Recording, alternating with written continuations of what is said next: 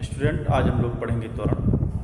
लेकिन पढ़ने से पहले ध्यान दें, सभी लोग वीडियो जरूर देखें और पूरा वीडियो देखें, जिससे पूरे तथ्य आपके समझ में आ सके। आज हम लोग पढ़ेंगे त्वरण। सामान्य रूप से जो त्वरण है वह वेग परिवर्तन को व्यक्त करता है, वेग परिवर्तन की दर को व्यक्त करता है। लेकिन यदि बात करें वेग परिवर्तन की, तो वेग परिवर्तन एक सामान्य प्रक्रिया है। वेग के परिवर्तन को यदि समय के सापेक्ष व्यक्त किया जाए तो उसी को हम कहते हैं त्वरण।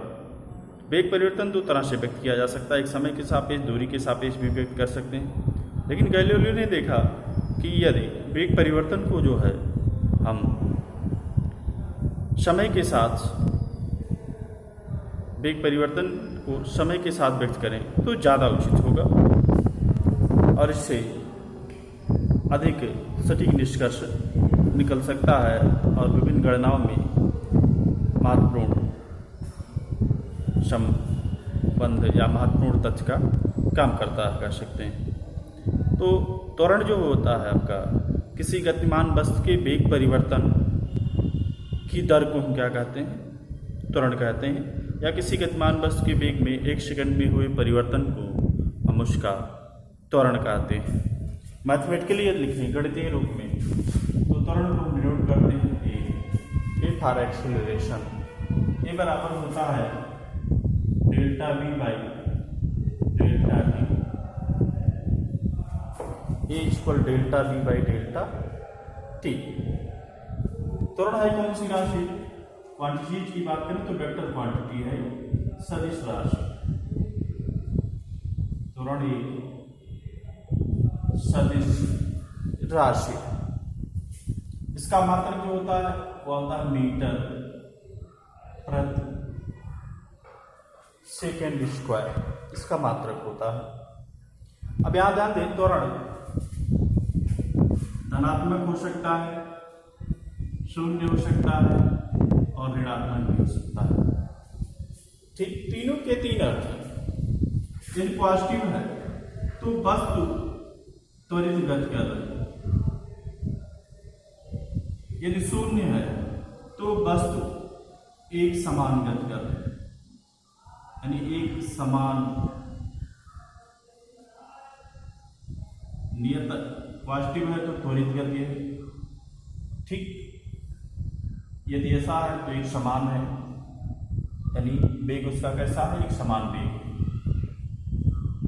और निगेटिव है तो मंदन पाया जाता है, त्वरण का ही एक दूसरा रूप होता है, यानी धीरे धीरे उसका वेग घट रहा है। यहाँ भी परिवर्ती वेग ही होगा उसका, यहाँ भी त्वरित गति को है तो इसको आप परिवर्ती वेग भी कह सकते हैं कि वेग उसका कैसा है? परिवर्ती। लेकिन पॉजिटिव कब होगा? जब वेग बढ़ रहा है। एक समान वेग होगा तो त्वरण शून्य होगा। मंदन कब मिलेगा? जब वस्तु का वेग धीरे धीरे घट रहा हो। परिवर्ती वेग यहाँ भी होगा, लेकिन वेग क्या हो रहा होगा? घट रहा होगा। तब त्वरण को हम दूसरे नाम से व्यक्त करते हैं और ऋण चिन्ह के साथ मिलता है, इसको हम कहते हैं मंदन, रिटार्डेशन कहते हैं इसको। तो इस तरह से त्वरण आपका पॉजिटिव, निगेटिव, शून्य कुछ भी हो सकता है। अब त्वरण के अन्य रूप में भी त्वरण आपका एक होता है यूनिफॉर्म एक्सीलरेशन और नॉन यूनिफॉर्म एक्सीलरेशन या वेरिएबल एक्सीलरेशन कहते हैं। एक समान त्वरण कब मिलता है? यदि वस्तु समान के वेग में जो परिवर्तन है समान समयांतरालों में एक समान है, ठीक।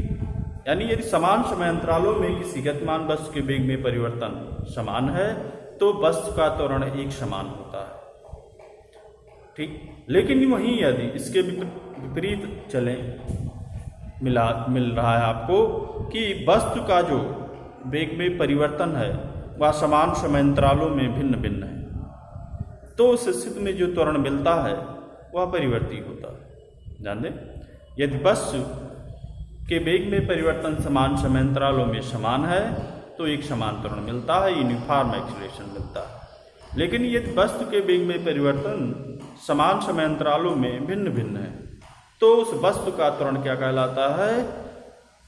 परिवर्ती कहलाता है। तो त्वरण दो प्रकार का, एक यूनिफॉर्म एक्सीलरेशन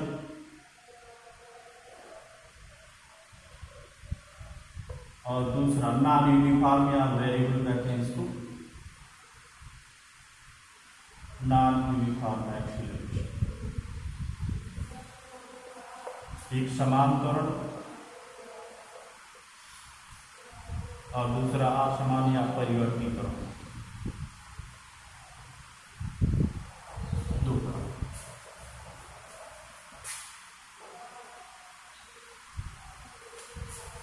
दो तरह का त्वरण होता है। इसमें समान समय अंतरालों में वेग में परिवर्तन समान, वेग में परिवर्तन क्या होता है? समान होता है। और इसमें वेग में परिवर्तन भिन्न भिन्न। समान समय अंतरालों में वेग में परिवर्तन क्या होता है? भिन्न भिन्न होता है। अब अगले टर्म पर चलते हैं। औसत त्वरण। कौन सा त्वरण? औसत त्वरण।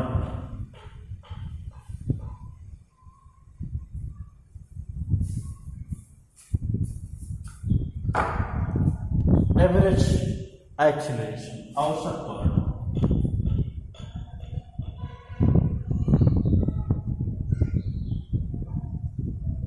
औसत त्वरण, एवरेज,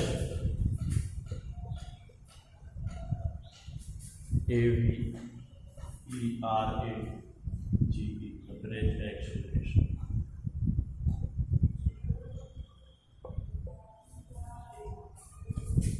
यदि कोई वस्तु परिवर्ती गति कर रही है, एवरेज कब लेंगे? एक समान त्वरण में नहीं मिलेगा आपको, असमान त्वरण में औसत मिलता है।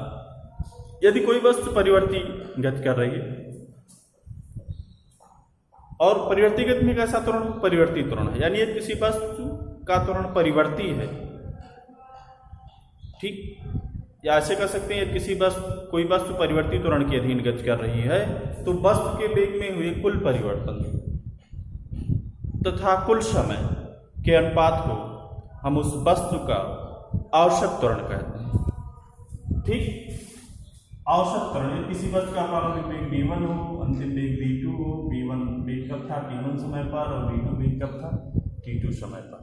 तो जो औसत त्वरण आता है, औसत त्वरण ए बार, एक लाइन खींच देते हैं ऊपर, ए बार पढ़ते हैं इसको। इक्वल मिलेगा वेग में कुल परिवर्तन बटे लगा समय, यानी t2 माइनस t1, या इसी को लिख सकते delta p by delta t से व्यक्त करते हैं इसको। तो इस तरह से मिल गया आपको कौन सा त्वरण? औसत त्वरण। औसत त्वरण क्या होता है? वस्तु की वेग में कुल परिवर्तन तथा कुल समय के अनुपात को हम क्या कहते हैं? वस्तु का औसत त्वरण कहते हैं। अगला तात्क्षणिक या तात्कालिक त्वरण, इंस्टेंटेनियस एक्सीलरेशन। तात्कालिक या तात्क्षणिक एक्सीलरेशन।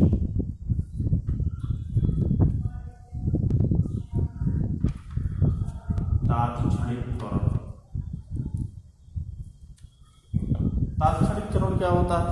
किसी वस्तु के त्वरित गति में जो किसी क्षण पर, विशेष क्षण लिया जाए, विशेष क्षण पर जो उसका त्वरण होता है उसी को हम कहते हैं उसका तात्कालिक त्वरण। ठीक, अर्थात किसी त्वरित कण के किसी क्षण विशेष पर हो रहे वेग परिवर्तन की दर को हम उसका तात्कालिक त्वरण कहते हैं। फिर से ध्यान दें, किसी त्वरित कण के किसी क्षण विशेष पर हो रहे वेग परिवर्तन की दर को उसका हम क्या कहते हैं? तात्कालिक त्वरण कहते हैं। अब यदि गणितीय रूप में देखें तो तात्कालिक त्वरण जो होगा, इसके लिए वेक्टर राशि है।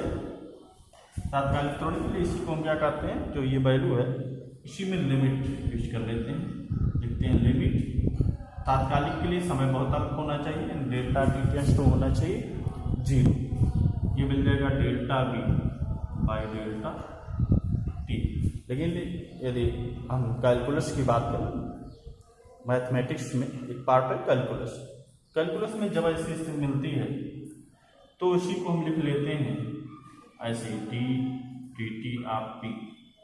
क्या पढ़ते हैं इसको? D D T of V. वैसे नॉर्मली हम लोग D P by D T पढ़ेंगे और ज़्यादातर लोग ये पढ़ते हैं, लेकिन वैसे है ही क्या? D D T of V, ये मिल गया। लेकिन इस टर्म को पीछे देखें तो पीछे हम लोगों ने पढ़ा था वेग, और वेग भी बराबर मिला था ऐसे D S by D T या D T of D S. ये वैल्यू बी के स्थान पर आप रख दें तो ए इसको मिल जाएगा आपको डी डी टी और D S by D T, ये इसके साथ लग जाएगा। और जो इसको साथ आप लगाएंगे यही ए इसको मिल जाएगा आपको, ऊपर लिख लेते हैं, यही मिल जाएगा आपको ए इक्वल, ये इसकी घात 2 हो जाएगी और यहाँ इसकी घात 2 हो जाएगी, ऐसे मिल जाएगा। इसको पढ़ेंगे कि आप ध्यान दें, यह D two S by D T square, D two S है, डी टू, यहाँ स्क्वायर नहीं पढ़ते, इसको क्या पढ़ेंगे आप? D two S upon D T square. ध्यान रहे है क्या ये? D two S upon D T square, ये बराबर मिल गया D two S upon D T square.